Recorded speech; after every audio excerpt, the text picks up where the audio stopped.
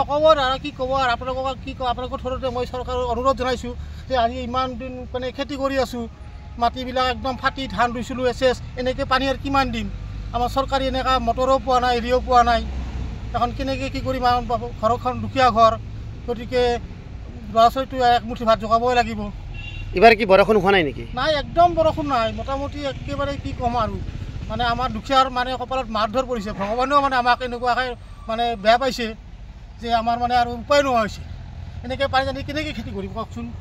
এইবাৰ পথাৰত খেতিয়কে ধান ৰুব পৰা নাই কাৰণ এইবাৰ বৰষুণ খুবেই কম হৈছে আৰু এইবাৰ দেখা পাইছোঁ চব মাটিবিলাক ফাক মেলি আছে একদম ফাক মেলি মানে কি কৰিব মানে কৃষকৰ মূৰত ৰাম টাঙল বুলি ক'ব পাৰি যিহেতু এইবাৰ বৰষুণ নাই যোৱা বছৰ যেনেকৈ বৰষুণ আছিল এই বছৰ একেবাৰে বৰষুণ নাই আৰু হুণ্ডা লগাই কেনে কৃষকবিলাকে খেতিয়কবিলাকে মাটি ৰুই আছে আৰু এই হুণ্ডা লগাই তেলৰ দামে উঠিব না কি কৰিব এক বন ধান বিক্ৰী কৰিলে 800 টকা পায় আৰু ইয়াতে 1 বিঘা খেতি কৰোঁতে মই সুধিছোঁ কিমান তেল যায় কৈ আছে যে 5 পৰা 6 লিটাৰ পাৰ ডে আমাৰ পানী দিব লাগে পানী দিয়াৰ পিছতে ধানখিনি ৰুব পাৰি নহ'লে ধান আজি পানী দিব কালি একদম ফাক মেলি যায়। গতিকে কি ক'ম এনেকুৱা পৰিস্থিতি প্ৰাকৃতিক দুৰ্যোগৰ ভিতৰত ক'ব লাগিব কাৰণ যোৱা বছৰ এনেকুৱা নাছিলে যিহেতু যোৱা বছৰ যিটো এনেকুৱা আছিল কিন্তু ধান ৰুব পাৰিছিলে কিন্তু এই বছৰ একদম ধান ৰুব পৰাই নাই একদম দেখা পাইছে আপোনালোকে। তেলটো টোটেল যাব আপোনাৰ 20 কেজি মান যাব 20 লিটাৰ 20 লিটাৰ 2000 টকা তেলে যাব আৰু কঠীয়া তোলা এই যে বিধান তুলি আছে বিধান তোলাৰো পইচা যাব ৰোৱাতেও পইচা লাগিব টোটেল 1 বিঘাত কিমান খৰচ হ'ব এইবাৰ?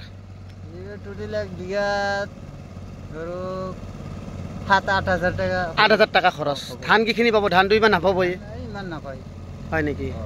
আপোনাৰ নামটো?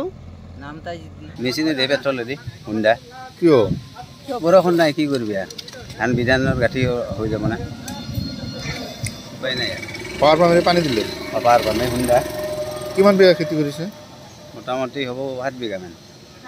চৰকাৰক কি আহ্বান জনাব?